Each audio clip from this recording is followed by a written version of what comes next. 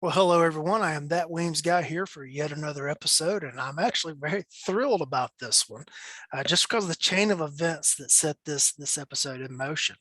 A few weeks ago, Cecil Birch was a guest, and he talked about his very first trip to Gunsite. And he mentioned that one of the instructors that day was Mr. Jerry McCown, and that was a name that I was not familiar with at the time. I've done a lot of reading on it since, and I made a comment, well, I would sure love to talk to him. That would be somebody that would be great to have on the show. And well, a listener, Mr. Ed Stock, heard that and called Mr. McCown, and lo and behold, here is Mr. Jerry McCown. How are you doing, sir? Fine, thank you. It is an honor and a thrill to have you here. Cecil Birch was ecstatic when I let him know what it all had happened and transpired. Oh, that's good. Yeah, well, people have been telling me for years I should write a book, and I'm not going to write a book about Gunsite, but I've got lots of stories, things that I witnessed personally, things that other instructors have told me, and other people that were in position to know things that happened have told me. So the information is going to be given out. It's not going to be all firsthand. It's going to be what has gone in the rumor mill at the school. You know, we could do a book on behind the scenes at Gunsite for sure, because it was we've had a lot of very colorful people up there, including Herschel Davis. He was one of the original SEALs from Vietnam, and John Bowman, the two of them down in Florida. Just a interesting group of people for sure. I imagine that it is very similar to what you would see in a squad room somewhere. Oh, yes, absolutely. All right. If you would give the audience an introduction, just who is Jerry McCown? Jerry McCown mainly is a law enforcement officer, even though I haven't been one for many years. I was a certified officer for 41 years, 28 with an agency full time, retired from there at the rank of captain. Went to another agency for another 13 years to help them out with their firearms training and their computer work. But during that time, I also went to the local college here where I developed a program called Law Enforcement Operations, which is advanced officer training. We did criminal investigation certificates, supervision certificates, general instructor, firearms instructor, rifle instructor, which I still teach those.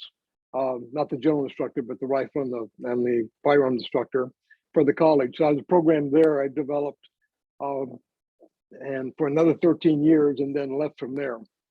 My affiliation with Gunsite started in 1983. Well, actually, it was before that, because I read a lot about it, and I read about this place called the American Pistol Institute at Gunsite, Arizona. So I'm looking on the map trying to find Gunsite, Arizona. I can't find it anywhere. And I found out that it was just a few miles from where my parents moved to in 1978. They moved up to Paulden, Arizona. And so then I finally, in 1983, got to go to Gunsite. The main reason I went to Gunsite was because of Ed Stock, Giles Stock's brother. Ed was a DPS officer, and his brother Giles was a Phoenix officer. Then their other brother, Greg, that also taught at Gunsite, he was another Phoenix officer. And they had gone to Gunsite and found the things that they were teaching up there that was very different from what we were teaching at the time. And they brought it down to the valley of in the Phoenix area. And they started giving classes to the local agencies in order to spread the knowledge. And so I wanted to go up. I had read a lot of Cooper's stuff.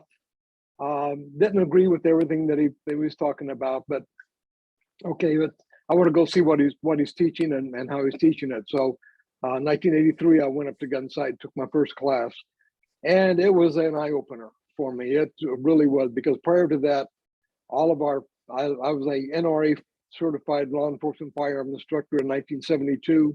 So from 72 to 83, I pretty much thought, well, I've got it made, till I got to Gunsite, and things changed a lot.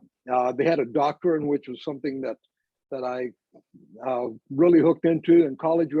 It's like golf. You have a doctrine. This is the basics, and then according to your body style and you go away from the basics. But when you run into trouble, you have a doctrine to go back to in order to start working things again. So that's one of the first things I hooked onto at Gunsite, was the fact that they had a doctorate, something that you can start start at, and if you had problems, something that you go back to and start again in order to correct things. So I took 3 classes there, and on the 3rd class, I was informed that Jeff was looking at bringing me on staff. And believe it or not, mainly because of revolver work, because I took my first 250 and the 499 with my revolver, and I got e-tickets in both of those, the expert tickets for those, and went back with my 1911 to learn how to shoot it. And that's when Russ Showers, the operations officer at the time, told me that Jeff was looking at bringing me on staff. He wanted to see how I did with my 1911, and I went, give me back my revolver. And I didn't do as well with the 1911, which I knew I wasn't, because that was a new gun for me. So went from there. So he brought me on staff mainly for the revolver work. In fact, I irritated a lot of students because Jeff would start talking about how to run his 45, and he'd stop and say, "Oh, you revolver guys, Jerry, take him down to the South Range and show him how to run a revolver." And so they're going, "I'm going to listen to Jeff." I go, "I know, I do too." But off we went to the South Range, and I'm a 499. I was back at the numbers is something interesting, because people don't realize why we have numbers up there when we have grades and so forth. But Jeff became affiliated with Northern Arizona University in the late 70s. And so people that were students at NAU could come out and take a Gunsite class, and they would get college credit for it. But he had to have class numbers, and he had to have a rating system. So CC was like a D, marksman was a C, marksman first class was a B, and expert was an A in the class. And 250 was a sophomore level class, and the 499 was, of course, a senior level class. And that's where the numbers and things started on, and it's gone on since. Jeff didn't like having the different ratings, but he had to give ratings. And then once he did, all the students wanted to get rated by the school. So I was in my 499, my revolver, shooting at 50 yards from the prone position and shooting double action, because we never allowed our officers to shoot single action. And so Jeff comes up behind me and goes like, no, you got to cock that, no. And I go, well, yeah, but they're there. We'll see. And he went down, and luckily that time I had the proverbial teacup size group back there, and he was impressed with that. And I really think that's the reason why I ended up becoming an instructor at Gunsite. So I taught my first classes there in '85, and I taught everything. I taught 250, 250R at that time, which was remedial, because if you didn't get a marksman 1 in your 250, then you had to come back for remedial before you go to 499. Now I taught 499s, shotgun, did a lot of shotgun work with Louis Arbuck. Taught with Robbie Barkman. In fact, I was in the same class. I was teaching with Robbie when he met his wife, who was with DOE there for a class. And so a lot of personalities came through. And I mentioned Herschel Davis, one of the original SEALs from the Vietnam era. John Bowman, people from all over the country. Louis Arbuck was, of course, a very interesting individual. And one of the stories I have for him is that he lost 3 things to the federal government when he came here to the United States. Whenever Jeff got him into the United States, first of all, he wanted to bring his father's 1911, and our government says, no, you can't, because that's a military weapon. You can't import that. So he had to leave that behind. He wanted to bring his motorcycle. He had a Honda Goldwing that was built in Ohio, but all of the numbers and things on lenses and things like that were for export to South Africa. And so he lost it. He brought his girlfriend, and she came in, I think it was a 2-year visa that she was on. And so he calls me up after 2 years and says, Jerry, says it's almost up, and we can't figure out a way to get her to legally to stay here. So I said, well, I'll give some of my immigration people a call. So I called them, and they said, just tell them to marry her. They do it all the time. So I called Louis and says, well, just marry her. He goes, I can't do that. I gave an oath that I would not marry her whenever I brought her into the country with me. So I called the immigration guy back again. He says, don't worry about that. People do it all the time. They've never prosecuted. Just tell them to marry her. Well, Louis being Louis, he wouldn't do it. So Louis Auerbach lost his girlfriend, and just a few months after that, she married an American and was able to stay in the country. So, lots of ups and downs during that time. One of the events that happened that people may not realize is that Jeff was an animal person. He was a hunter. He was more of a rifleman than he was a pistolero. He really worshipped the rifle. The book of his on the rifle was he felt that was one of his main accomplishments in his life, was the fact that he got that book on the rifle out. But he also had a cat named Fidget that sat on his lap when he was doing all his writing and stuff like that. And when I was up there for my 499 with the 1911, heard some shooting one evening, and next morning I saw Russ Showers, who was the operations officer, and said, "What was the shooting last night?" He goes, "I think I shot Jeff's cat." And I go, "What?" And what had happened is that people would dump cats off out there in the middle of no place, and they'd end up at the barn. And this long-haired cat came in and was bullying the other cats. And so Russ put a contract out on the long-haired cat. So he's in his house, and we had two Canadian instructors that we called them our McKenzie brothers, and some of the older people on that listen to this may know what that meant, because they were like the McKenzie brothers from Canada on the TV show. And so one of them comes in and says, "Hey, Russ, that cat's up in this tree outside your house." And he said, "Well, shoot it." He said, "Well, I don't have anything to shoot it with." And so Russ grabs a shotgun, goes out, they shouldn't use a flashlight, boom, shoots this cat and it falls to the ground. And then I think it was Boyd did a couple of 45 rounds in it to do some ballistic testing. And then Russ goes over and looks at it and sees it looks like Fidget, Jeff's cat. And Jeff was so upset, because then Russ told me, he says, "Yeah, well, we have a viewing at 10 o'clock. And it was Fidget, and Jeff couldn't give the mental conditioning lecture that afternoon. He had us play the video instead for the mental conditioning, and losing Fidget affected him for quite a while. That is fascinating. That's gold right there. Thank you for sharing that. One, to find out that Jeff Cooper was a cat person, because who'd have thunk? Yeah, well, they had cats and things. I had to pick one up one time down in Phoenix from his daughter and take it up to the house, and it puked all over my garment bag in the back of the car on the way up, so it stunk all the way up. But he had several cats and dogs. Crusader is the black and white dog that used to ride on the back of his trike all the time, and Jeff would take off, and the dog would take off and land on the back of that trike and keep on going. It was amazing to see him stay on there, because Jeff got a little aggressive sometimes on his trike work, and Crusader stayed right on the back of it with him all the time. It's funny. I had a little mutt growing up named Ted, and I had a bunch of ponies and then later horses. And I would be riding along, and Ted would come and he'd start trying to jump up, wanting to get into the saddle with me. And I'd catch him on one of the upswings, and he would ride across the pommel of the saddle until he got tired of it. Yeah. And then he would just launch.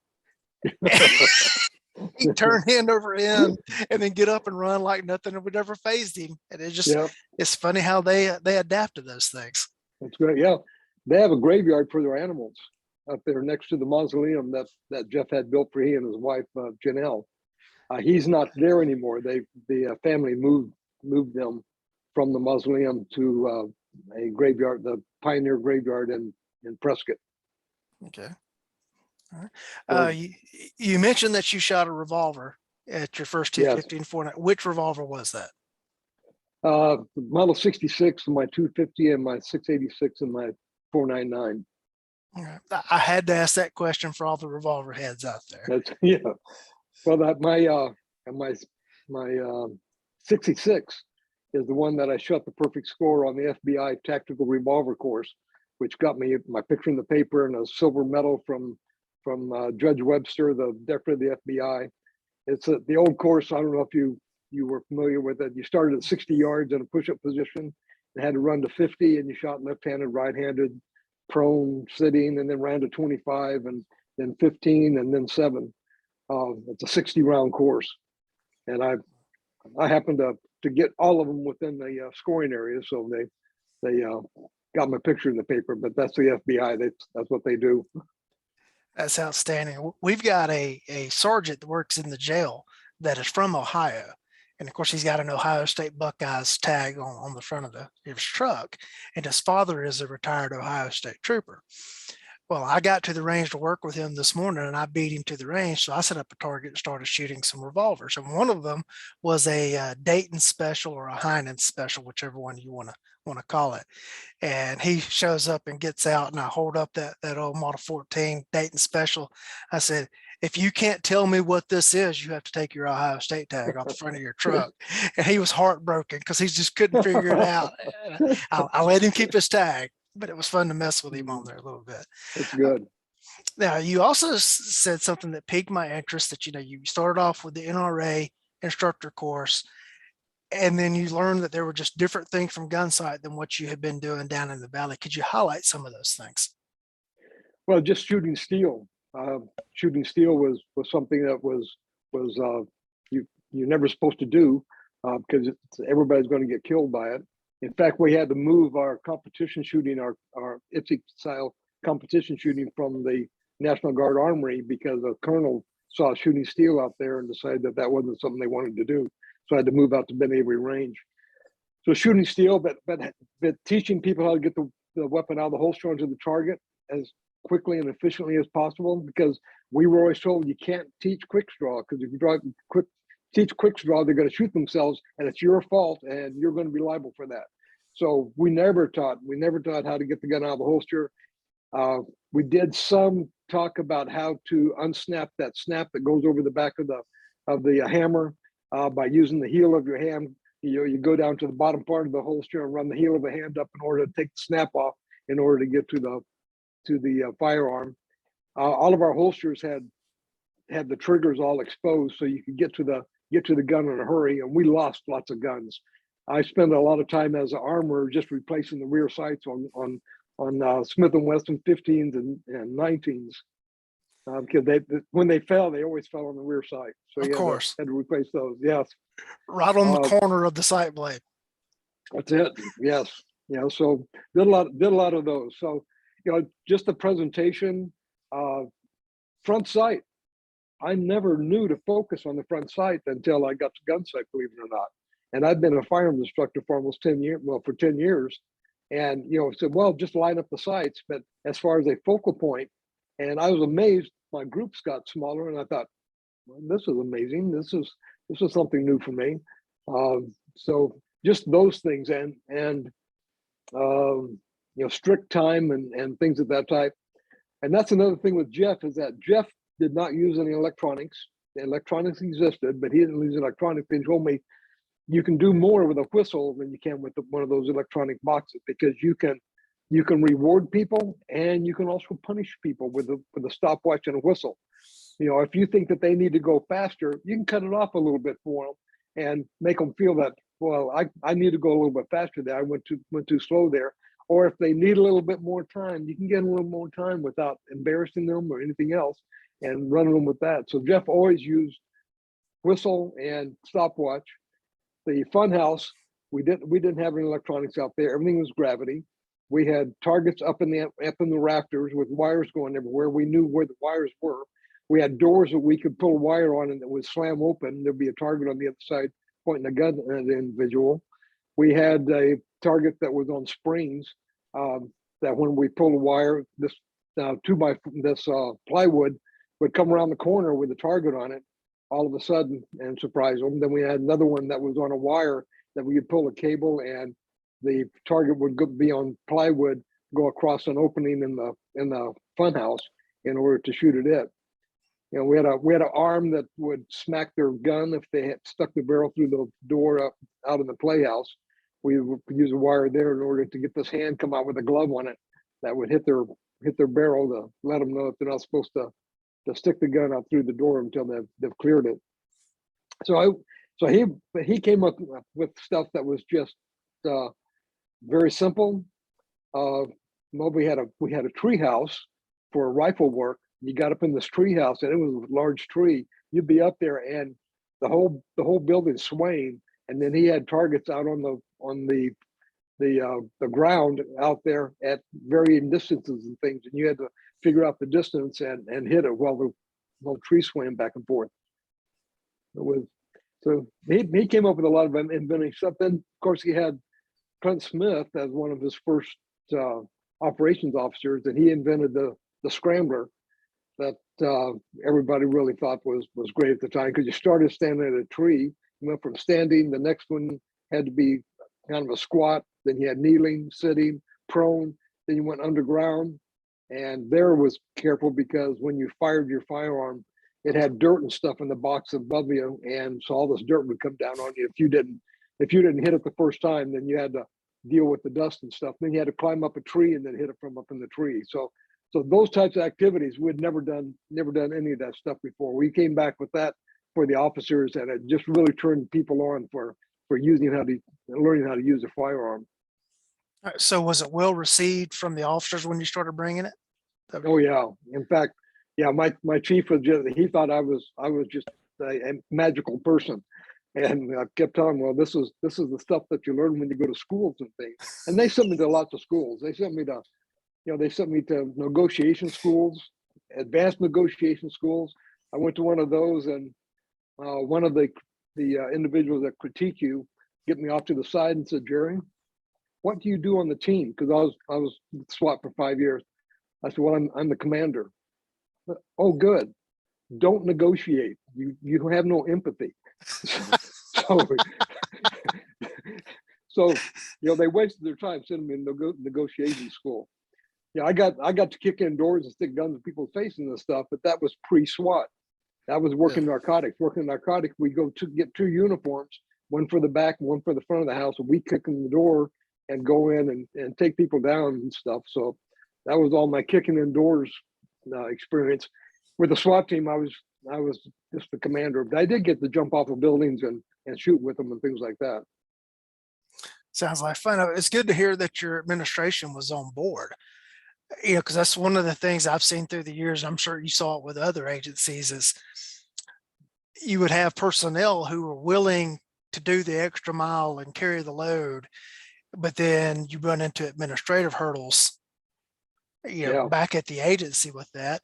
And, I know you said you were a captain. I was a chief deputy for a while, and we can see the other side of that too. Yes. Because somebody's got to make the dollars and cents add up. Yeah. And go ahead. One of the things that I try to point out to all of our Type A training brethren is, you know what? Somebody has to answer the 911 calls. Somebody's got to work the recs. Somebody's got to serve the civil papers and write the theft reports. We can't be at the range training all of the time. It would be nice if we could. It would be great to make a living being a range student. But at some point in time, we still got to do the job. Right. Yeah, the administration really was good. I went to Europe 3 times on company time. Because we had a city manager that wanted new innovative ways to do the job. And so I went to him and said, okay, we have a sister city in Germany. I will spend all the money, because I was married at the time and making good money. So I'll spend the money. You just give me a company time so I can deduct everything off my income taxes, and we'll be good to go. So I would come back, give presentations to Kiwanis and Lions and Rotary clubs and things of that type. So I did that in Bavaria. I did that I went to Siberia and did that in Siberia. Then over at Ireland, I taught the Irish Police Academy. And that was mainly to study their training system that they were doing there. Very similar to the German system. It's a 2-year program in order to get out of the academy in order to go to work there. Wow. Compared to when I went through the academy, it was 10 weeks. Here it's 18 weeks. Yeah, what my academy, my original academy was 10 weeks, but I got hired at the 5th week to replace another officer, so I only got the last 5 weeks of the academy. The only academy I've gone completely through is the FBI National Academy, which is I think it's just shy of 3 months. Yeah. Yeah, here in Georgia, it was not until the 90s that academy certification prior to going to work was required by statute. An officer could work up to a year without going to the academy. Yeah.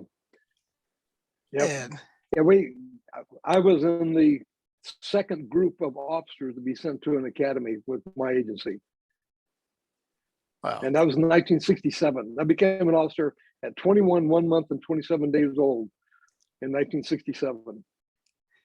Wow. So I take it you saw lots of changes on the job over the years then. Lots of changes. Absolutely. Yes.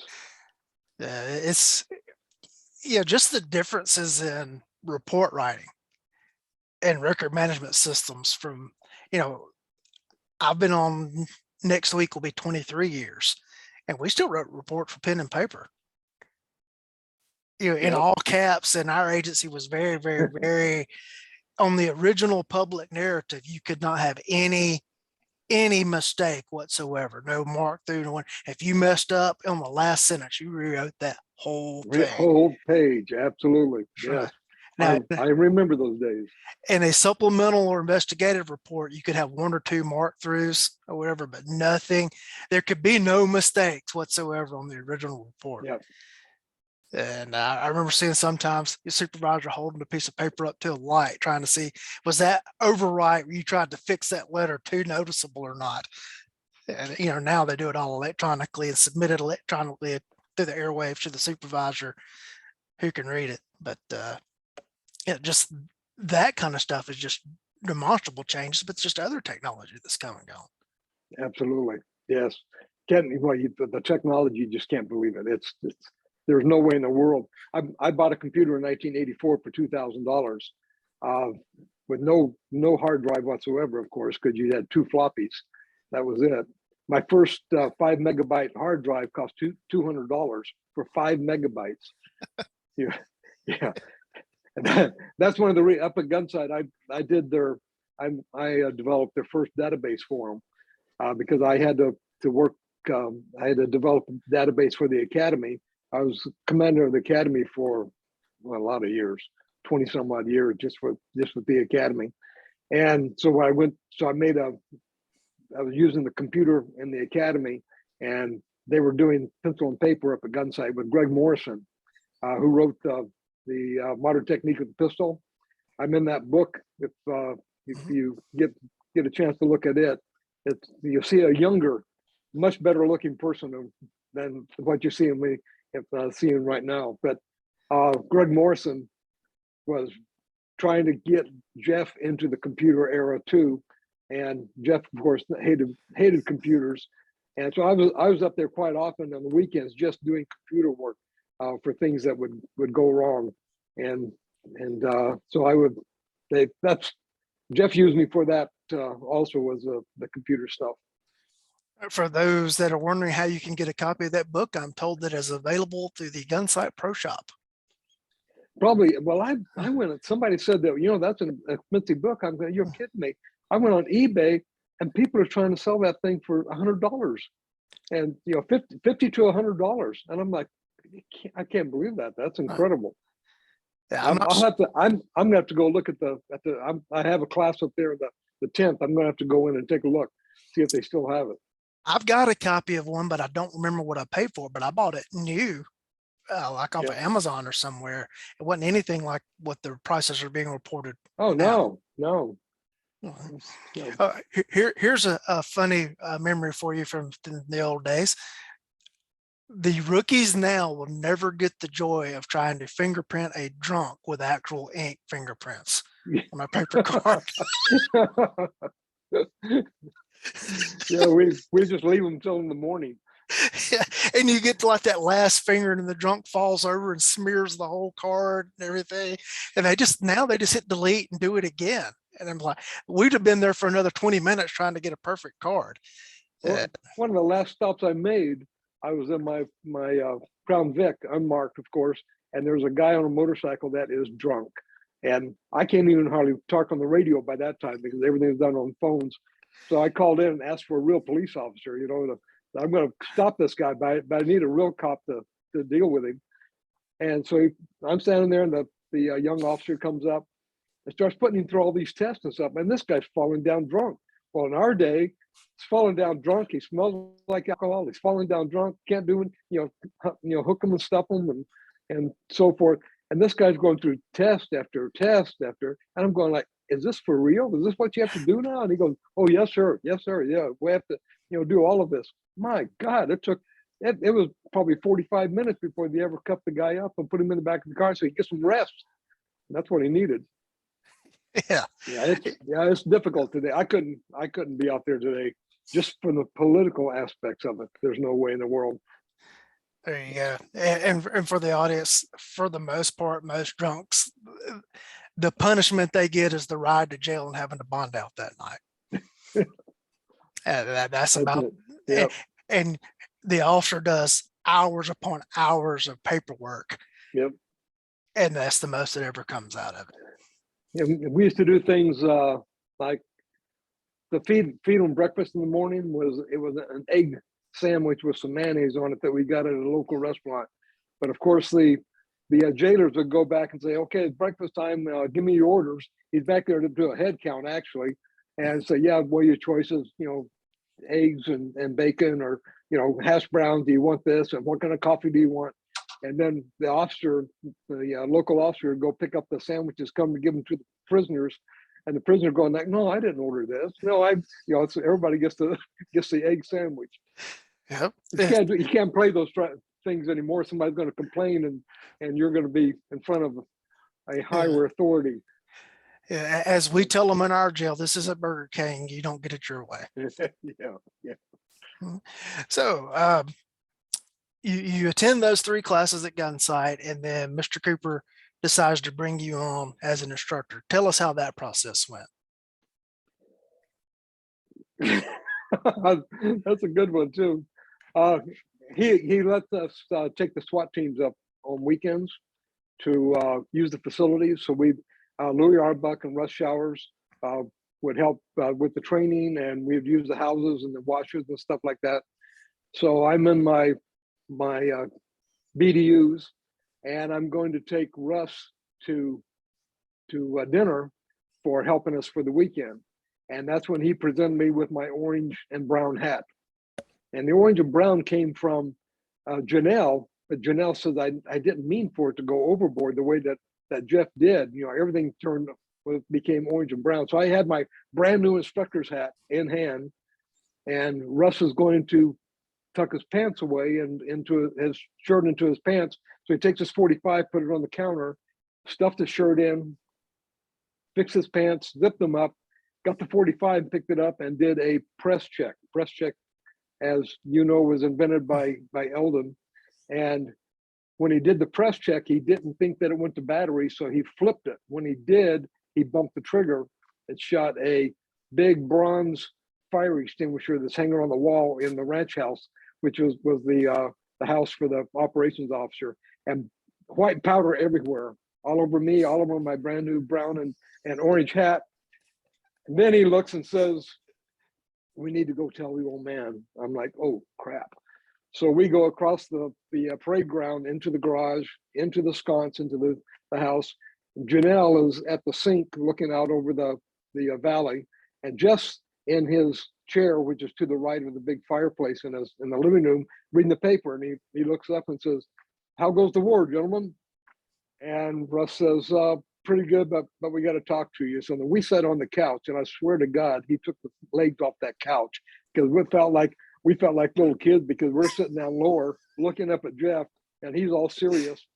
So Russ starts telling him about what happened, about shooting the fire extinguisher. And Jeff's looking, and he's all serious and stuff like that. And all of a sudden, Janelle looks over and says, oh, Jeff, are you going to tell him about yours? And Jeff's head snapped around and looked at Janelle.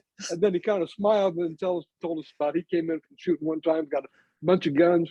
He picked up this 44 caliber Blackhawk Ruger and cocks it, and kaboom, shoots a light fixture on the wall with it. So he talked about his. So she would do those things. She would diffuse stuff when she felt that maybe Jeff was going to get upset about something or so. So she would find a way to make things go better. Well, there you go. Because I'm certain that his response may have been very different if she hadn't outed him right then. There's a possibility, but he really was pretty good. He really was, because I had a student let one off behind the podium in the classroom, and I'm thinking, this guy's gone. He's not going to be here anymore. And he hit the wall, and the spent bullet was on the floor. So we cleared him out, made sure no one was injured or anything else. So I pick up that spent projectile, go over to the sconce, and Jeff's sitting at the breakfast table, and I just sat in front of him, and he looked at it, said, "Where?" Said, "In the classroom behind the podium." He just shook his head, never even asked the guy's name. I thought for sure the guy was down the road, but he didn't. He just shook his head. He said, "We try," and he kept working on what he was working on. So sometimes he was like that. Other times we had a Marine, had a issued 1911, one of the old ones. So Monday he gets some bites from the hammer. And so we told him, "Hey, you need the bandage." He said, "Oh, no, I'm fine. So by Wednesday, he's seeping. So now he's trying to put bandages on it, and the bandages won't stick because it's a seeping wound now. And the classes with Jeff were 5.5 days. So Saturday morning, you did your formal class drills, and you did the El Presidente, and then you had a shoot off. It was a social thing. Everybody wore their best leather and so forth. And so Saturday morning, this Marine shows up and says he can't shoot the school drills because his hand hurts too much. Jeff wouldn't even give him a piece of paper, wouldn't give him a grade at all, would not give him anything to show that he was even there. Wow. He was not a happy camper about that. Yeah. Wow. All right, so in those days, were all of the instructors personally selected by Mr. Cooper? Yes. Oh, yes. Wow. Yeah. The operations officer would usually suggest names and so forth if people were needed. When I got hired on, I was the 19th instructor at the time, because the instructors, most of them were military or law enforcement. So we could only come up during vacation and things like that. So I would go up maybe 3 times a year. And sometimes I would go up just on my own time, but in order to help out the classes and things like that. So so it was fairly easy. Nowadays, you have to have 10 years experience, either military, law enforcement, or some other very, very special, like we have a Marine doctor that does the medical thing for us, and the school and stuff. Then you have to your name has to be submitted by a range master. You have to go through 3 classes with 3 different range masters and be evaluated each one of those. And those 3 are on your dime, where you have to come up and do your own transportation and so forth, and run 3 classes. So it's a much more difficult process now. The 2 Canadians, they came down, took a class, and they were driving home going like, that was an awesome experience. That was just incredible. And so they wrote Jeff a letter and said, how do you become an instructor? And Jeff said, "Well, we have a class going," and gives them a date. "Why don't you guys come down?" The 2 of them came down. They're trying to figure out how much this is going to cost them, because he didn't say how much he's going to charge them to come down and go through this class. And at the end of the week, so they were coaches, and at the end of the week, they got a paycheck. They were flabbergasted, and they were on staff. Vaidluck, you're talking about Mike Vaidluck. He told me that he's the only instructor at Gunsite that never took a class at Gunsite until after he became an instructor. And what had happened, he signed up for a 250. He came over and he camped out in the campgrounds on Saturday and Sunday. And Sunday, Jeff came out and was talking to him. Jeff gave him a tour of the ranch, and they were talking techniques and all that stuff. He said, Vaidluck said he's sitting in class Monday morning, and Jeff's up there talking, welcome to the students and so forth. And your range master this week is Mike Vaidluck. And that was it. Another thing, another thing that we don't do anymore is that Jeff, you basically could have a beer at lunchtime. Always, he'd have a beer. It's kind of like in Germany when I did my studies in Germany. They have a beer machine in the police station. So I said, are they allowed to drink a beer at lunch or something? And oh yes, but they are not allowed to get drunk. You know, these days, you know, Yeah. the attorneys tell us you have a beer, you have one beer, and you have something to do with your firearm. He says I can get experts 2 miles down the block to testify that that one beer can change your process of making decisions. So that you just can't afford to do that kind of stuff anymore. But Jeff had no problem with it. Okay. Now you're talking about the current people to get an instructor. That they have to be submitted by a range master. They have to get the 3 classes on their own, and then there's some sort of an apprenticeship after that where they have to. That is apprenticeship. They have to take at least 3 classes, I think it is, at Gunsite previously, and then they have to be an experienced instructor. It's we don't teach them to be an instructor. They're supposed to be an instructor already. We're supposed to teach them how to present the Gunsite doctrine. Yeah, and all of us, we will teach something away from Gunsite a little bit different than what we teach at Gunsite, but we do teach Gunsite doctrine while there. And we have range masters meetings from time to time. We just had one here in December this month to talk about any changes that are needed and so forth. And Gunsite's changed a lot. You know, people talk about. I keep hearing, you know, Weaver and isosceles. Well, Weaver came about. Well, Weaver's stance really had very little to do with the stance. And what it had to do with is the isometric pressure of hands. The Jeff wanted that bend in the left elbow because it's like when you're doing curls, if you've got a heavy weight there, you have to throw your arm out and get some bend in your arm before you actually can give some pressure in order to get that curl done. Well, the same thing, he wanted to make sure there was a bend in the arm, in the support arm, to make sure that you're pushing and pulling hard enough. But the stance, what he would say is, okay, toe the line, and then you toe the line, and then okay, move your strong side foot 4 to 6 inches back. That was it. You know, a good stable stance as far as standing. But the big thing was with the arms. So being a law enforcement, we had a thing.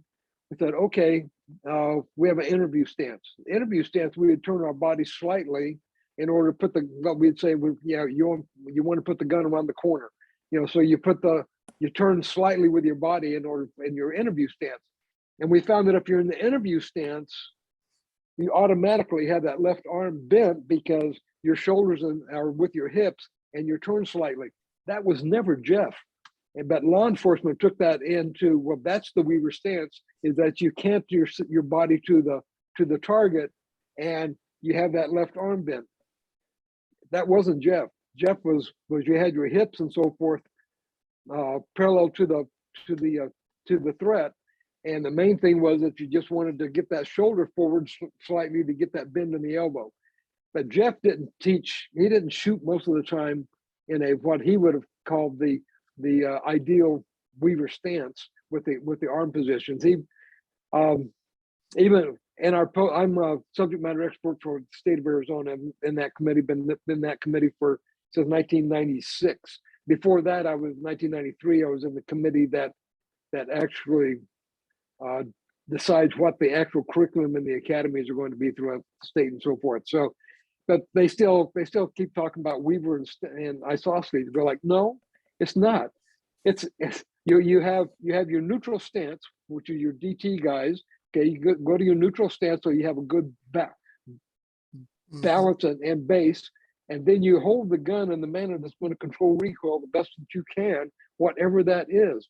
With a revolver, I'm pretty much back to a Weaver, mainly because I don't want my thumb sticking out in front of that cylinder, but I shoot thumb straight forward, and that's not a problem. In fact, Buzz Mills, the owner of Gunsite, came out with a memo about 5 to 7 years ago, probably, saying no, thumbs forward is what it seems that most people are able to use best in order to control recoil.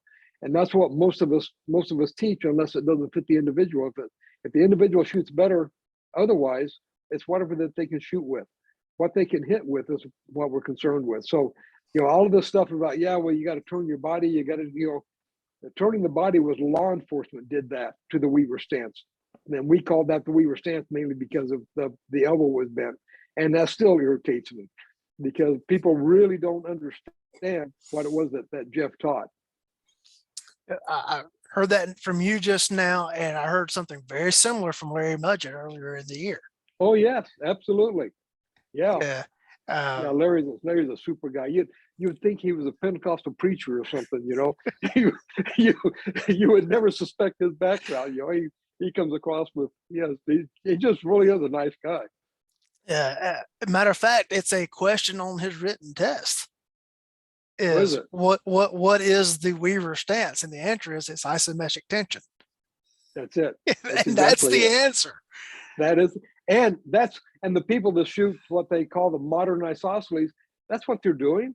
Yeah. The arms are slightly bent, and yes, we tend to do the pliers with the primary hand and lock it in with the support hand, but still it's isometric pressure in order to control the recoil of the weapon. That's so the Weaver and isosceles stuff, just I can't get it out the window of even here at Post in Arizona, but we're trying. It's get them in a position where they can control that firearm, and that's what we're looking for. It's amazing how stuff like that gets into lexicons and gets into curricula. Absolutely. And then you have to fight these battles. Yes. Over it. And I met Ken Campbell at a class at the Rogers Shooting School. Yeah. And, Mr. Rogers is not a very big fan of the Weaver stance. Yep. And he mentions it in his book.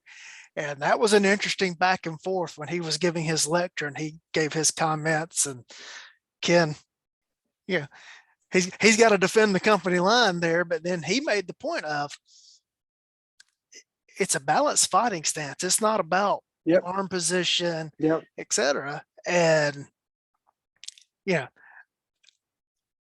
what Ken told me was that the biggest source of how that got out on the internet and became the accepted fact was written by someone who'd never attended Gunsite.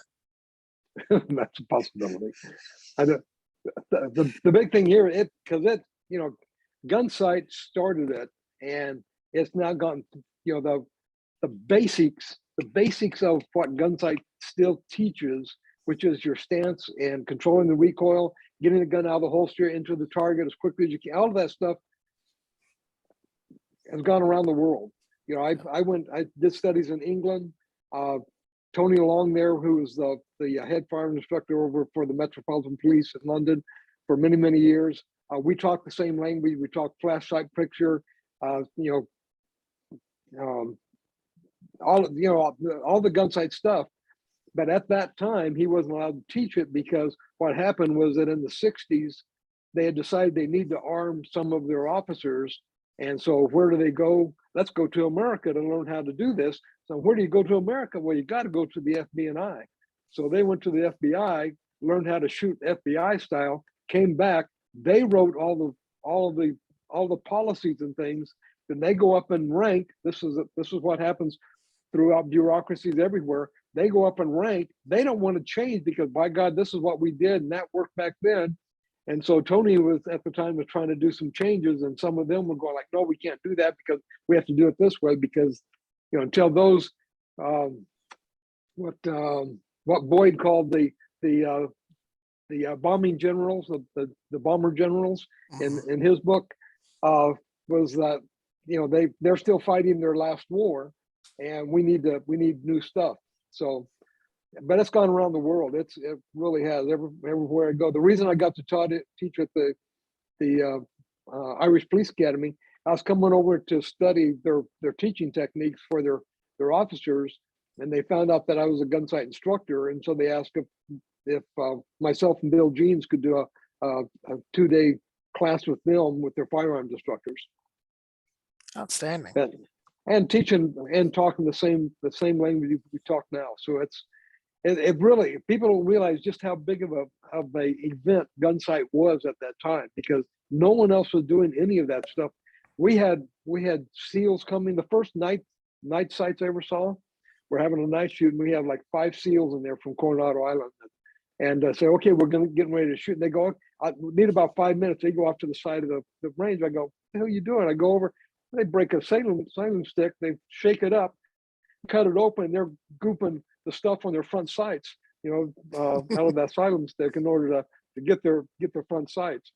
So we had lots and lots of military coming through because they could do things at Gunsite that they couldn't even think about doing on their bases.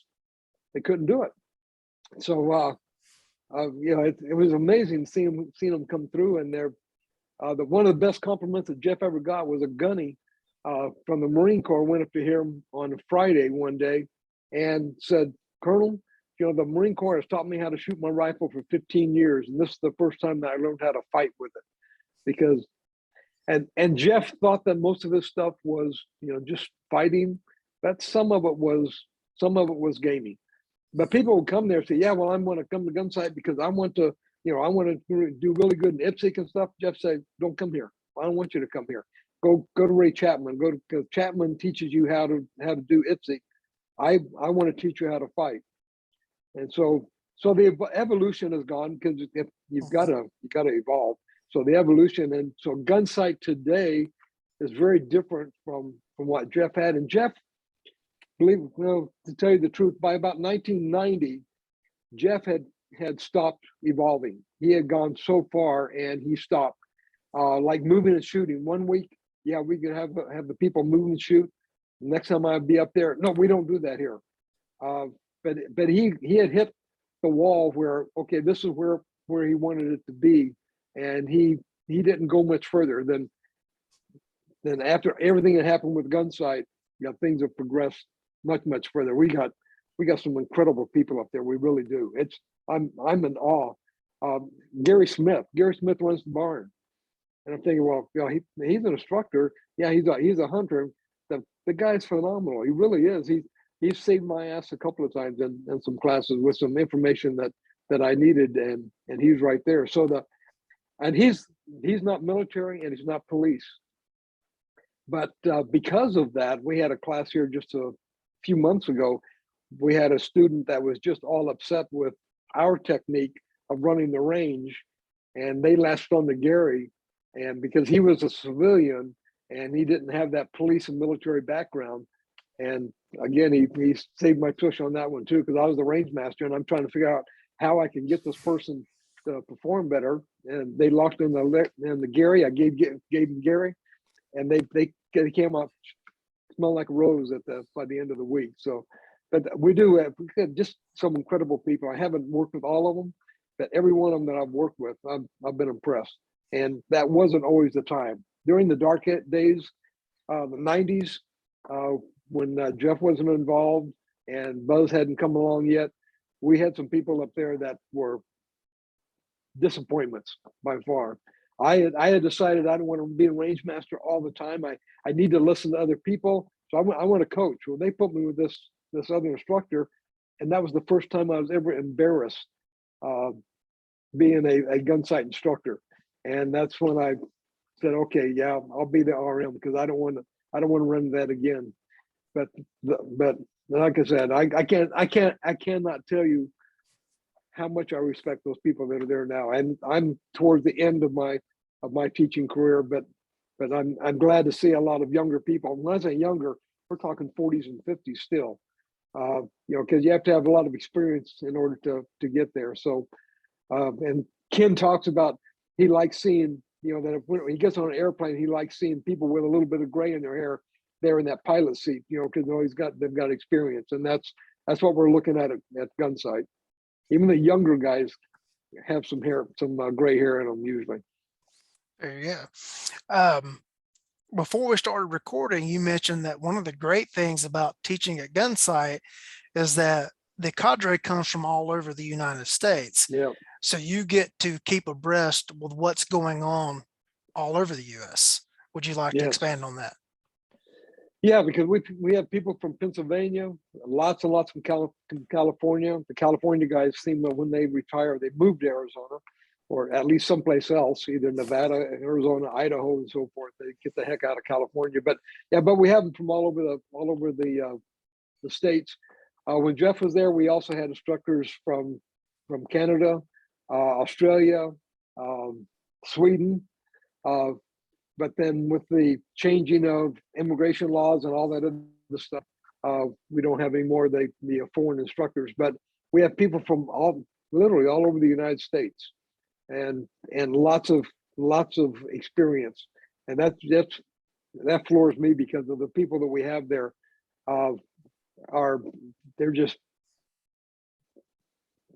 really knowledgeable in their areas, and it's great. I do the instructor development because of my background with general instructor in Arizona. To be a firearms instructor complete, you've got 40 hours general instructor, 80 hours firearms instructor, 40 hours patrol rifle instructor. Then if you want shotgun, that's another 3 days, and revolvers another 2 days. So it's a long process. And I've been doing instruction for the state and for Gunsite just started their instructor development class just a couple of years ago. And I've been doing that, been developing that in conjunction with another Gunsite instructor who's a professor with the Emory-Riddle University. And so he and I together put together the curriculum for the 1 week instructor class up at Gunsite. We try to do a whole lot of hands-on instructing, having the people do instructing themselves rather than we still have a lot of lectures, of course, but we have to go through responsibilities. But we actually teach. This is how we approach this drill. This is what we look for. These are the safety things that you got to be aware of and things of that type. And then they critique each other. We'll pick a team to do a drill. Then they have to face the berm. Then they get critiqued with from all the other students and the instructors and so forth. You're trying to cram everything in 1 week. You can imagine doing an instructor class in 1 week is a little on the difficult side. But you hope that they have some instructing ability before they get there. Yeah, that's one of the things that I think draws a contrast. I'm not trying to belittle the NRA schools or the USCCA schools, but you show up for a 3-day instructor school and you think that's not it. That's maybe a jumping off spot. Yes, just barely. Right. And you look at all the things like in Georgia now. In order to teach, you have to go through an 80-hour just instructor school before you start going to the specialty schools, such as an 80-hour firearms instructor, 80-hour defensive tactics instructor, everything before you're allowed to start teaching those classes. And the washout rates on that's pretty high. High. Just listening to everything you were saying and talking about there in Arizona. And that's a lot of hoops and a lot of time in a classroom for someone to go through to be able to get out teaching. Of course, then we all have to hone our craft. Then you have to get the experience. And you had one of the people on I listened to several of your podcasts before I got here to see what I'm supposed to do.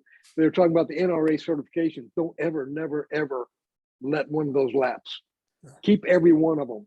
Okay, you may not teach that, but like when I had to go to Alaska to teach some troopers up in Alaska, they only recognize NRA. They don't recognize anybody else. If you don't have an NRA certificate, you're not going to teach up in Alaska. So every one of those certificates, even if you don't teach that element anymore, at least it shows you that, okay, I have this experience. Right. And so if you're going to go to another state or another country or something like that, the NRA, like you said, that they have the name. They have the name, but for professionals, their level of class, their law enforcement appears to be better because we have a couple of their instructors on our curriculum committee here at Arizona Post and they do an excellent job teaching at the instructor classes.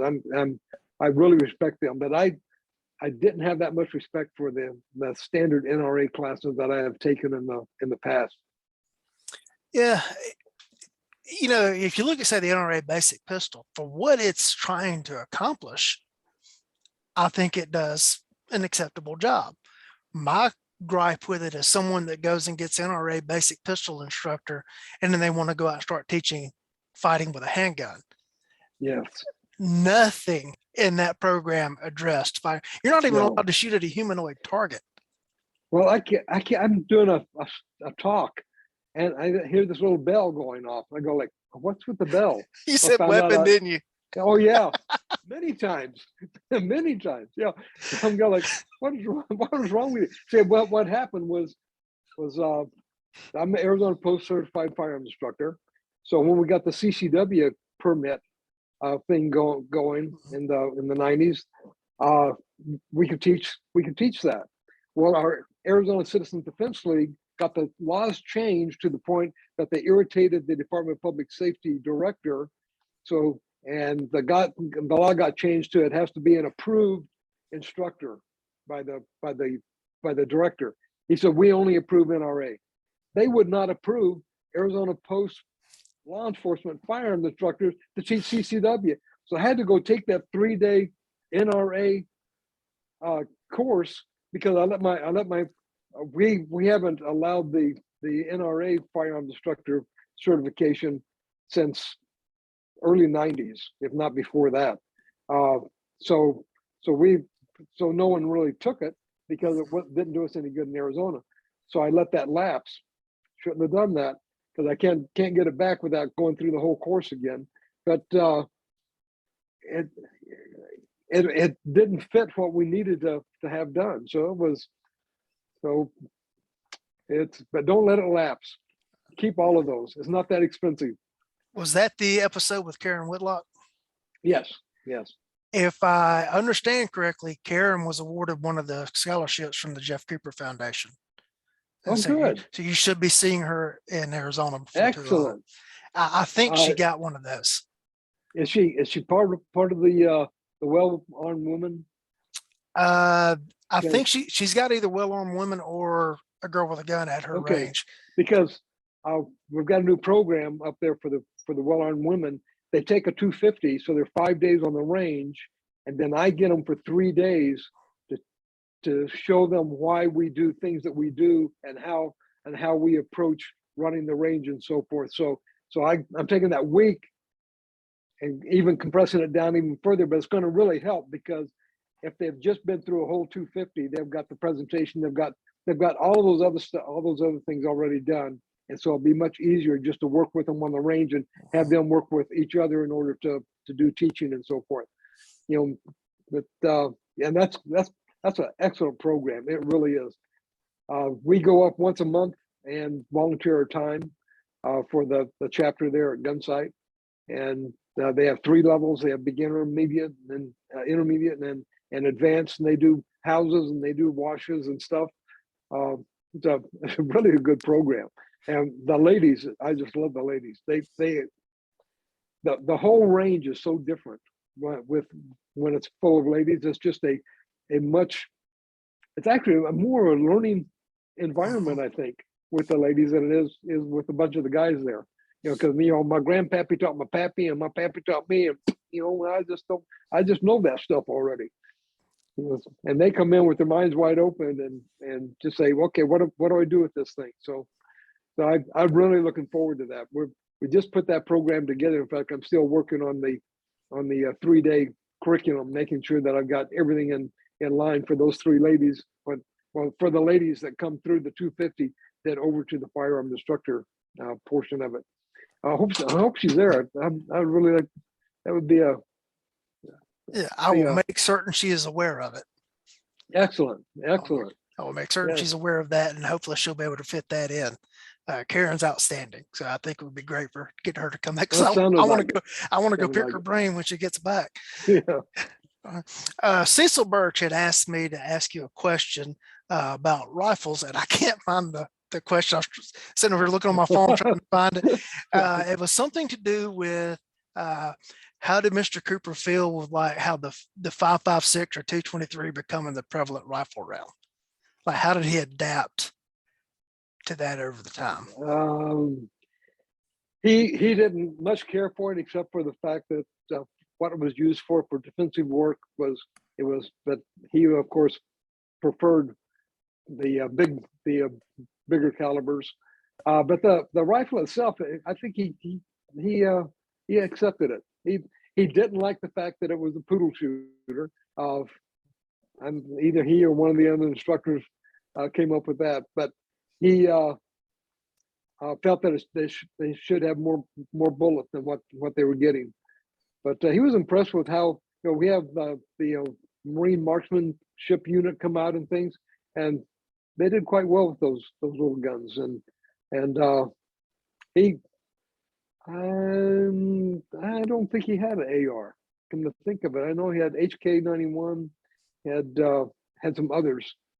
I'll have to take a look again when I'm up there next time to take a look. But he was more of a rifleman than he was a pistolero. He really was. He really enjoyed the rifle work. When we had a rifle class, everything else was shut down because we shot over all the other ranges, and that a lot of good information. And he the happiest I ever saw him was when he had got his lion in Africa, a charging lion. He got.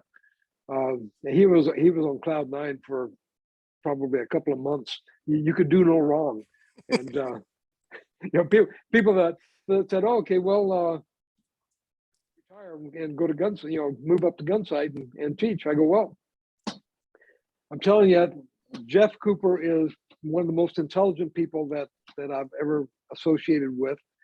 Every time I go there, it's like being at university because we stayed in Wisconsin with he and his wife, and she made us breakfast, lunch, and dinner.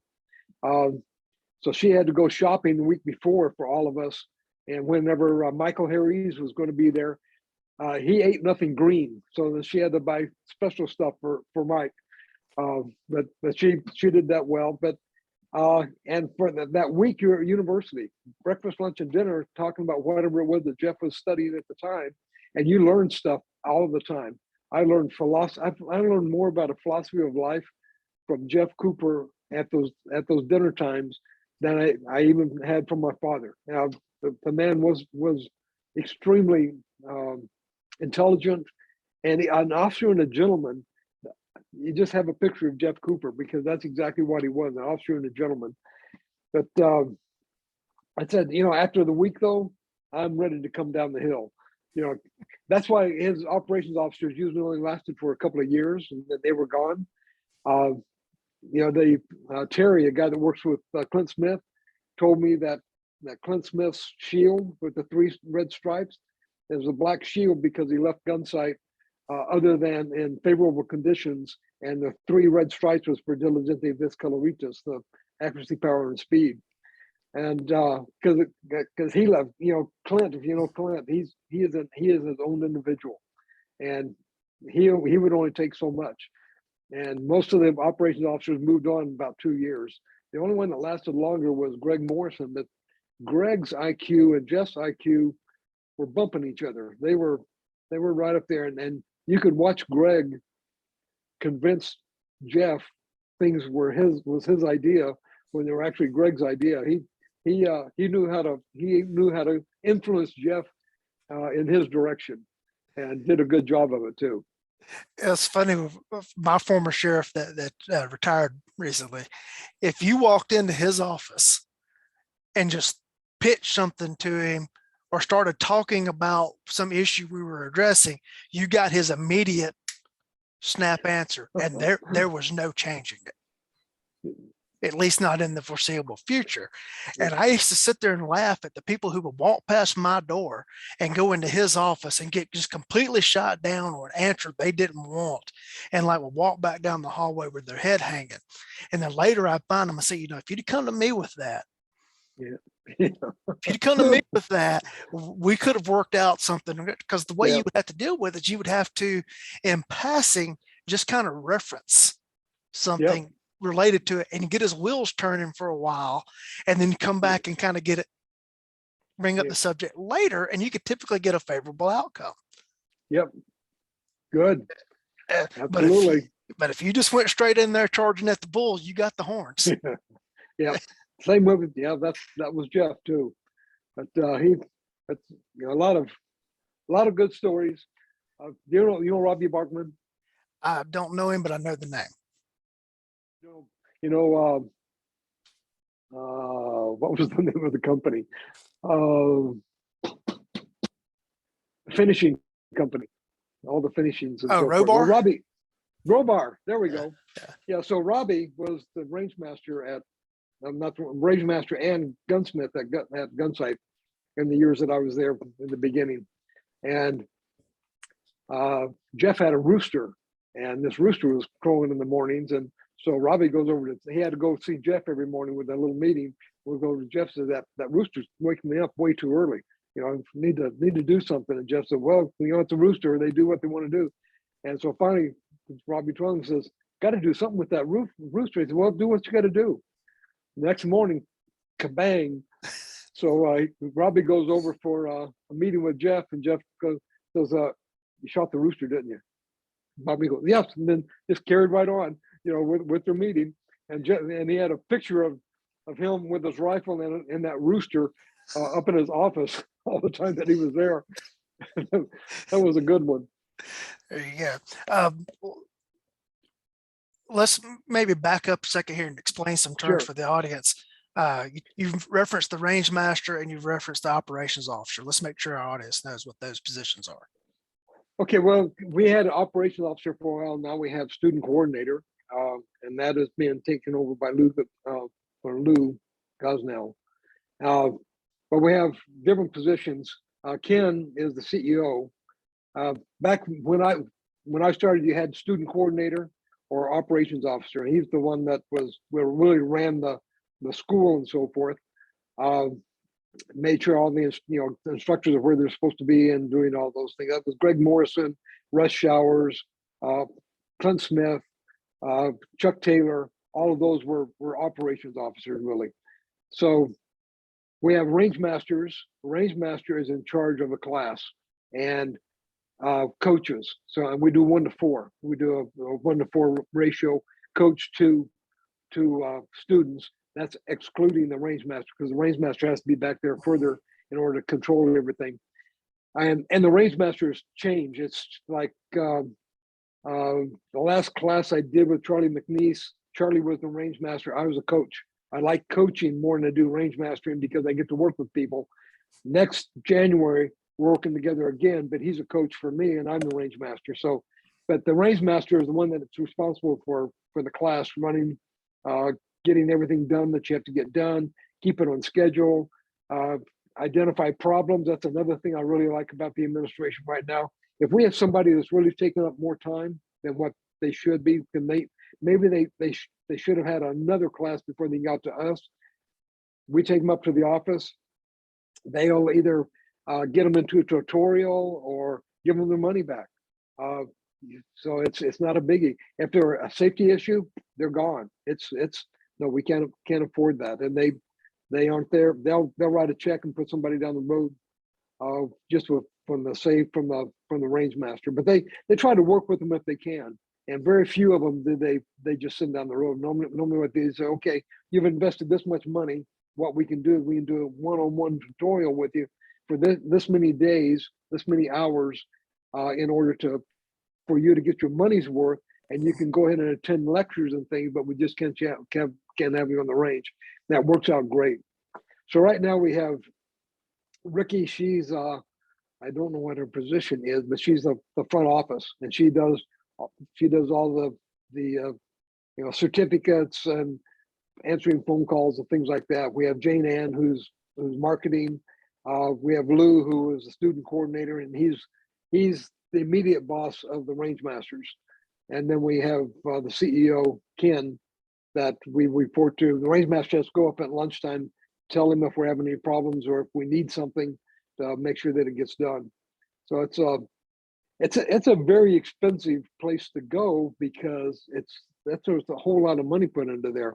When Buzz purchased the place in 2000, well, actually at the very end of 1999, he put over $1 million into there. We have flush toilets, we have good roads. The equipment got much better. The range masters were happy because we could just call people and they'd come down and fix stuff.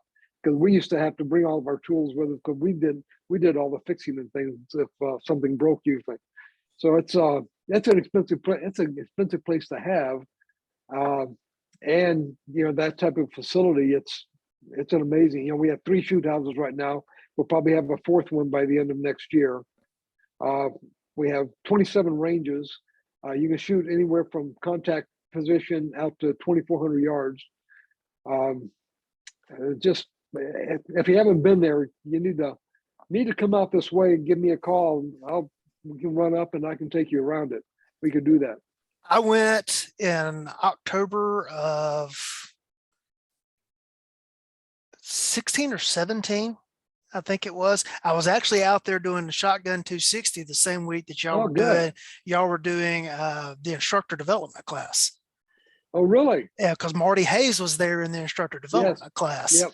And so whatever year he was there for that was the same time I was out there for 260. And that was the first one. And Marty helped me out a lot because he did a really good critique for me for that class. And I changed quite a few things because one of the first things he said was that it sounds like it's too law enforcement, because that's what I've been doing for, since 1990, whatever.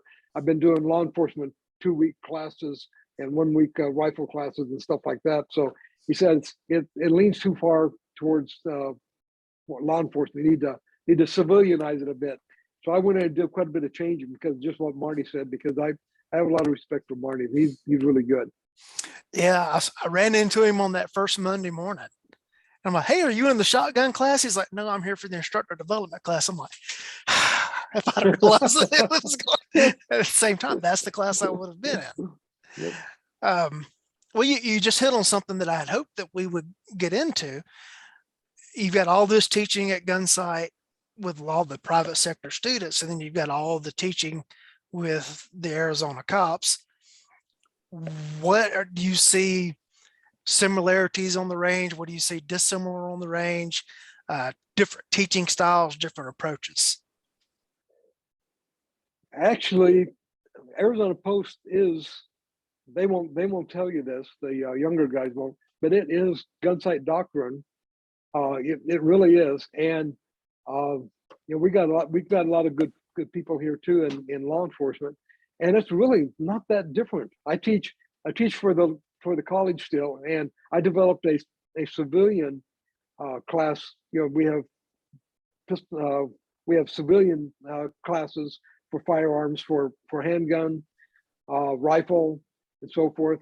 I do one class. We start with pistol caliber carbines. We move into World War I, World War II, Korea. We go to first place Vietnam, second place Vietnam. We go into submachine guns, and then we go into scope rifles at the end of the day. So, and that's for college kids when they eat that kind of stuff up. And I don't change. My teaching isn't much different from Gunsite to law enforcement to the academy. I've taught in the academy for well over 20 years. In fact, we started the academy in 1978, and I was the first firearms instructor that they had in the academy, and I retired from that in 2008. So I was there for a long time with a lot of good, not just me, a lot of good other people, and it's basically the same. We teach the mindset and everything else because we tell the civilians, your gun that's on your hip serves the exact same purpose as the gun on that officer's hip. There is no difference. You have the firearm protection of yourself and the innocents. That's exactly what the law enforcement does. So it's there's not a lot of difference, really isn't. We give them the same stuff. We don't do much moving and shooting anymore because that's more entertainment as far as a civilian situation. Unless you're in a team environment, if you don't stop to shoot, you're probably going to miss. And we tell them, and you got to keep moving if you're in a team environment because you got 4 other guys or 5 other guys behind you, and if you stop, you're not going to make that hit because they're just going to slam into you. So you got to learn how to shoot and move at that time. But we don't do much of that at all with the civilians anymore because it really doesn't fit their environment.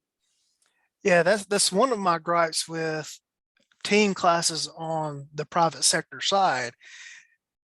A team should be me and people I actually interact with in my actual life. Yeah. Now, if it's you have to bring your significant other, your best friend, something like that, and you go to the class together, I see merit to that. And that's the team class at Gunsite. That's exactly what they want you to do. They want husband and wife, or other people that are living in the household and so forth. That's exactly what it's built for. Yeah, but I see no merit, personally don't. I'm sure somebody can argue a different, just because you and I managed to sign up for the same class at the same time, that doesn't make us a team as far as doing team tactics go. Yeah, but the advantage there is communication. Right. We do some of that. We do quite a bit of that. And one of the things that Gunsite doesn't do well in their regular classes is communication.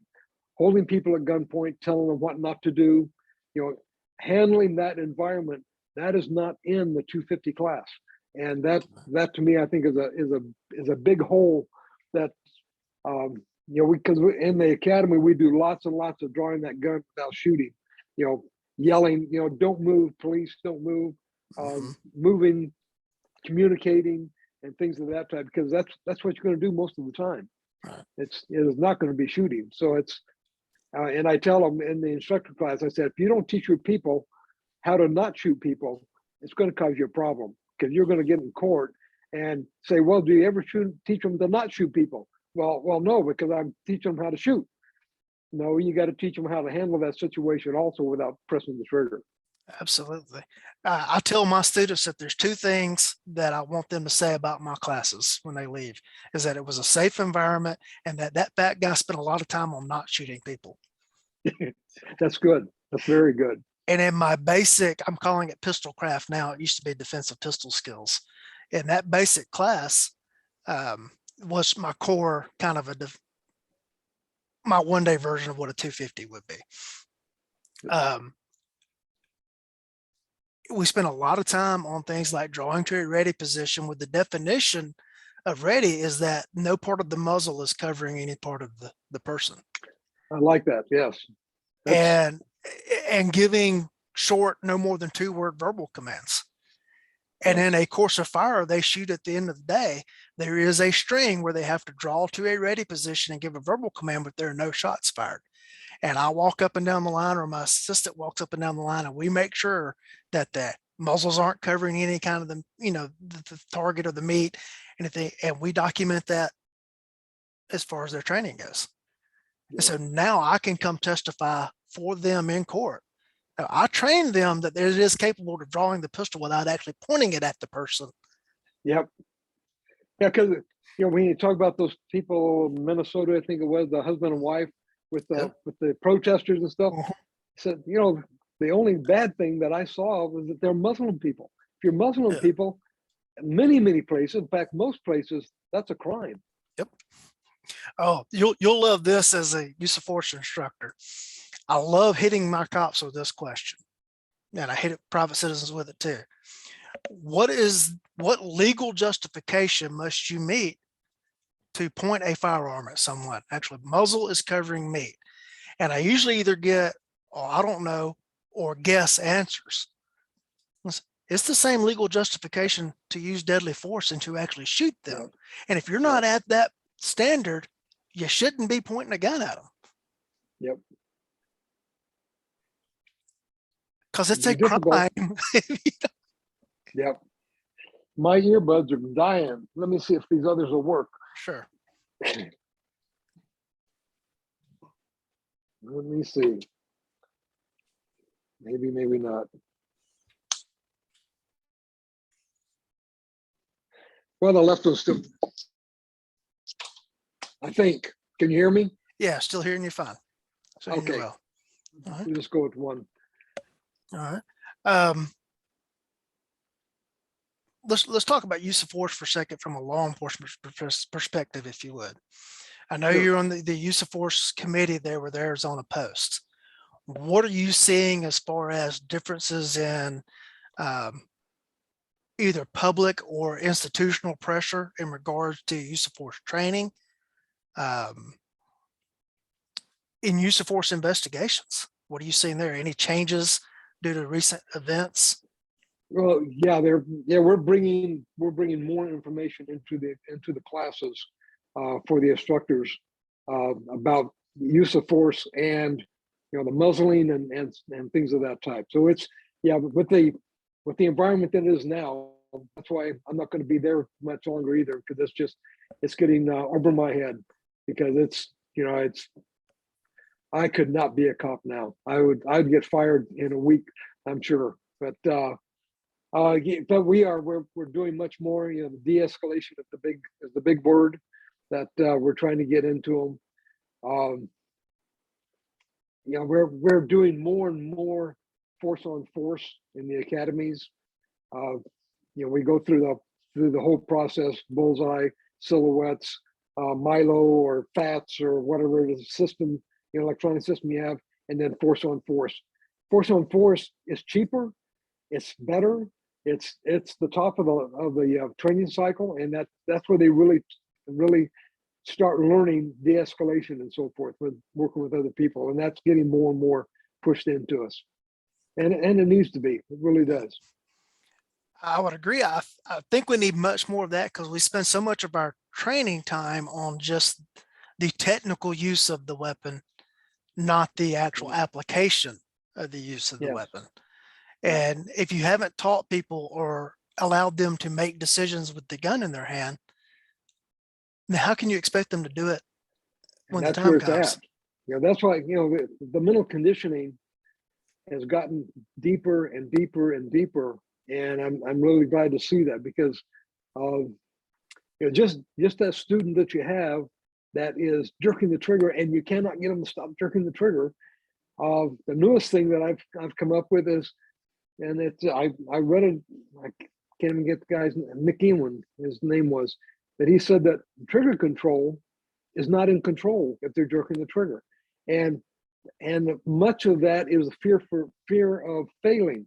The fear of failing, you're trying to be too accurate. I know that I spend a lot of time trying to tell people do not try to be too accurate, because it's going to work against you. Because what happens is your fear of failing starts overtaking your rational brain, and you're right into that when we talk about when you're dealing with other people, what happens is if fear gets so big that it overtakes, because it's saying, okay, I have to do it this way, then your rational brain is not going to win, and that's when you're going to mess things up. So just the trigger control, you try to get to them the fact that your fear of failing overcomes your rational brain. We tell you to build pressure on that trigger till the gun goes off, to not try to make the gun go off exactly when you want it, because that's not going to work, because your emotional brain is going to take over and going to smash that trigger, and that's what you're going to do. So just that little bit there, trying to get them to get out of it. I've got one gentleman that I've got to work with. I don't get him again until the end of January. I have a class with him again, where I'm working and I'm working. I'm trying to get him to realize that no, you are out of control when you jerk that trigger. You have to keep control with your rational brain, that you have to build pressure on that trigger if you're going to hit the target. But just those things, the mental conditioning part of it has grown more and more. We teach Jeff's mental conditioning, then we move into the OODA loop, because it's the same thing. If you take a look at Jeff's principles of self-defense, they're all included in the OODA loop, but the OODA loop is much easier for the students to just go into, orient to say, go through the loop, boom, boom, boom, and to keep running the loop. And so it gives them both perspectives. It gives them Jeff's very detailed one, and then the OODA loop, which is just trying to get them to thinking about the fact of what's going on and how you're going to keep running your loop. So that mental conditioning part's has got to get bigger. It's got to get in their heads and try to get it into them that this is what's happening. I'm hoping that by telling him that by jerking on that trigger, you are out of control. You're not in control of yourself. You have to stay in the rational brain. I'm hoping that that's going to get him. I'm looking forward to that, just to see if I can get successful. Cool. Any personal stories of Mr. Cooper or other Gunsite instructors or old good cop stories you would love to share? Oh God, the Gunsite ones are the ones that most of the people want to hear all the time. Like there's a fence around Gunsite, and people have cows and stuff. So these cows keep breaking the fence down and so forth. And one time, Russ Showers and Jeff's out there. One cotton picking steer's out there. They get him almost through the hole in the fence, and he turned and go the other way. And this went on for quite some time. And Jeff finally just took out his 45 and put it down and butchered it, and then had a hell of a time with the farmer. He had to pay for the beef, and the guy was not happy with him shooting the steer. But Jeff did several of those types of things. There's so many things that right off the top of my head I can't come up with. I told you about Fidget and how it impacted Jeff. Being the person that impacted him as far as being able to continue with his weekly duties. So it's been a great life. It's been a great career. Lots of good stories and some others I'm sure that I'm not going to write a book, but what I do is I have life stories for my grandkids, my great grandkids that are online. So if I think of something, I write it down and stick it in there instead of trying to organize it in a book or something like that. It's 70 some odd little stories and stuff about things that happened to me. Yeah, I have one either viewer or listener of the show send me a message and ask me, was I ever going to compile all of this into a book? I said, yes, it's going to be an audio book, and you're getting it a chapter at a time. Yeah, that's good. I'll tell you one that's good in Russia. So we went to Siberia to examine the militia there. This was just not about 2 years after the fall of the wall. So the police chief there was a true blue communist, and he was not a happy camper about the Soviet Union. The assistant chief was a communist, but only because he had belonged to the party in order to get to where he was. So they decided they wanted to take us. This is November, so they wanted to take us to another city where their crime lab is. There's three of us: the chief, assistant chief, and me. And so they put us in a car. I'm in the right rear, police chief's in the left rear, translator between us. The assistant chief's in the front seat, and the driver, Walter. We take off. We come up to a river, and Walter slams on the brakes and he starts talking. And so the translator says, "Open your doors." So I think we're getting out. He starting to get out, and he said, no, just a little bit. So we got the doors a little bit. Boom! Walter takes off across this river. We get to the other side. He slams on the brake, and he's all thumbs up and stuff. But what it was is they weren't sure if the ice was frozen enough on the river. So we opened the doors a little bit. So we started to break through the ice. The doors that hold the car open enough so we get out. So they didn't come get a car. I said, I would have walked across the river. Yeah, that's definitely a second world solution right there to that problem. Yeah. That was the most unusual study I ever did was in Siberia. It was. That reminds me of I love to tell stories of my old sheriff. We'd had a robbery, well, not robbery, but a theft crew that was coming. They were from the Augusta, Georgia area, which is right on the Georgia-South Carolina line.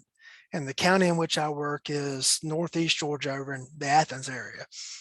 And we had a crew they would steal a car in either Augusta or just across the line in South Carolina, and they would drive it to our county. Now, how they would manage to come to our county, I don't know. And they would pull into one of our high-end subdivisions, and they would go through the neighborhood at night, stealing whatever they could out of cars, and they would finally find a car with a set of keys in it, and they would steal that car and drive it back to South Carolina. And this had been going on for weeks. And so it got to be like, as soon as we started getting in and auto reports, we start looking for the South Carolina or Richmond County tag, parked somewhere. Yeah, that's going to be our stolen vehicle. And they were doing the same thing over in South Carolina and Augusta. Well, finally, one of our guys jumps them one night. And they all scatter into the woods, and we've all come in the middle of the night, searching for these guys. And I'm in the truck with the sheriff, and we are riding through a golf course that has closed, like shut down.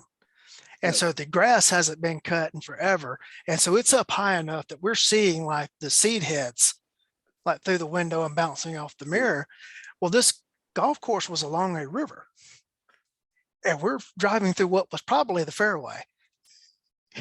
You're going, oh, hey, Sheriff, I think we need to go back. He just keeps driving. I said, Sheriff, I think we need to go back. We just stopped. Finally, I said, Sheriff. He stops the truck and says, what? I said, there's a river around here somewhere. Are we going to keep going until we find it? He sat there and he just looked at me, and finally he puts it in reverse and we back up and drive out. But that's the fun. That's the reason stuff like that's why you become a cop. It's not about everything. It's for getting into the crazy hijinks like that. I'll give you one more. Sure. We can call it quit. Yeah. Fellow named Charlie Smith. Charlie was one of those guys that his creases had creases. He was always immaculate. He gets a call, loose animal. He gets there and finds there's a monkey in the tree. It's got a collar around its waist. So the ladies there that called the police, and they got food and stuff, and they finally coax this monkey down, and the monkey, Charlie gets it, and it just curls up in his crook of his arm, just everything's fine. He says, okay, I'm taking to the station, we'll call animal control. So he gets in his car, and the monkey just snuggles up next to him on the seat next to him. So he gets in and he's going, and we didn't have a lot of cars on the road. And he gets a call of an accident with injuries, and he's about a half mile away from it. And they said, yeah, we need you to respond. He said, okay. So he flips on his lights and hits the siren, and this monkey literally goes ape shit all across the front seat of his car, all over him. He's got monkey shit everywhere. And he's trying to fight this monkey off while he's driving. That was one of the funniest things I had ever seen. So don't ever put the monkey in the front seat with you. Oh, there you go. There you go. We had a alpaca get loose and run down like our busiest street one day. It's just the stuff you just can't make up. That would cause some excitement. Yeah. They're going like, what the heck was that? Yeah, you just can't make this stuff up. Had another day at the agency I started with on my very last day. We had a monkey bite somebody's finger off. Oh. And that was my going away present, from oh yeah. I looked at the guys like, you guys arranged this for this to be my last day. And I guess I got to say this one more animal story is emus don't respond well to being lassoed. Really? No. I can imagine. And, you think about those ropes and those little skinny necks, and that didn't go well for the person that lassoed the emu. Well, he actually got it lasted. It didn't just slip off. No, wow. he managed to lasso the emu. Yeah, it killed the emu because it broke his neck when it took off running. Oh yeah. Yeah. So that was a rough day. Yeah, yes, it would be. Yeah. When people come back to the office all shell shocked, what happened? Well, McGillicuddy roped an emu. That stuff just doesn't happen at the grocery store in the paneling factory. No, it doesn't. It just doesn't happen there. That's true. All right. I like to end each show with asking the guests if they want to honor their mentors. So if there's any mentor that you had that you would like to particularly point out and honor, we'd love to hear that. Jeff Cooper, probably, because Jeff, like I said, Jeff taught me a philosophy of life that I had no idea of before, and he really gave me a person to watch and to learn from on how to really handle situations. He really was good at that. He'd fly off the handle every once in a while, but we all do that from time to time. But really, as far as the philosophy of life, He gave me a philosophy of life that's much, much better than I had before, for sure. Without him, without Jeff Cooper, I would be Jerry McCown, college professor or something. But because of my affiliation with he and Gunsite, I've had a lot of experiences. Taught 3 classes in London, England. Did studies up in Scotland and all over. So it's affiliation there has done a lot for my life. And for a guy with MC in his name, you probably had to go enjoy the Scotland trip. Yes. Yeah, my family immigrated from Scotland, so that's one of the life goals is to make it there as well. Yep. Well, sir, I have very, very much enjoyed this conversation, and I thank you for reaching out, and I've really enjoyed being able to talk with you tonight. Well, thank you very much. I've enjoyed it. All right. Well, thank you to the audience. Appreciate the fact that our numbers are continuing to grow and that you are taking your time out to listen to us or watch the videos on YouTube, whichever way you partake. And we understand that your time is your most valuable asset. So thank you for choosing to spend your time with us.